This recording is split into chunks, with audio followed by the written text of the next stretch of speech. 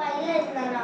அவன் வந்து பார்க்ல அவனோட நாய்க்குட்டியை வச்சுக்கிட்டு சோகமா உட்காந்து இருந்தானா. ஏன்னா அந்த நாய்க்குட்டிக்கு வந்து உடம்பு சரியில்லையா.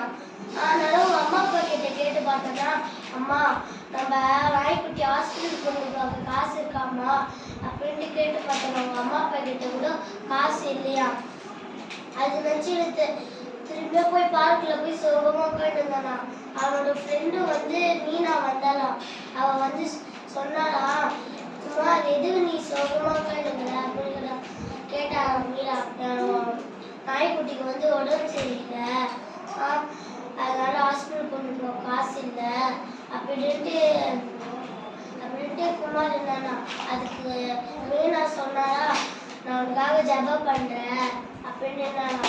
அவன் திரும்பியும் அவன் போனோடனே அவனோட ஃப்ரெண்டு கரண் வந்தானா. கரண் வந்து எதுக்கு சோகமா குமார் அப்படின்னு கேட்டானா. அவன் சொன்னானா, எனக்கு நாய்க்குட்டி வந்து ஹாஸ்பிட்டல் கொண்டு போக காசு இல்லை அப்படின்னு. நான் வந்து ஒரு நிமிஷம் வெயிட் பண்ணுறா, நான் வந்துடுறேன் அப்படின்னு போய் குடுன்னு ஓடி போய் அவனோட சேர்த்து வச்ச முடியல ஒடிச்சு காசெல்லாம் பையில எடுத்துன்னு போட்டு குமார் கிட்ட வந்து கொடுத்தானா.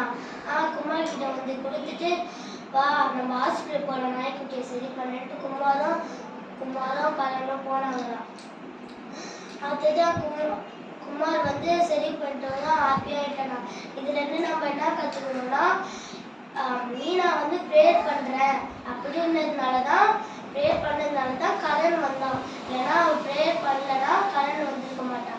அதுக்கு நம்ம என்ன கற்றுக்கணும்னா, நம்மளுக்காக முடிஞ்ச உதவியே செய்யணும்.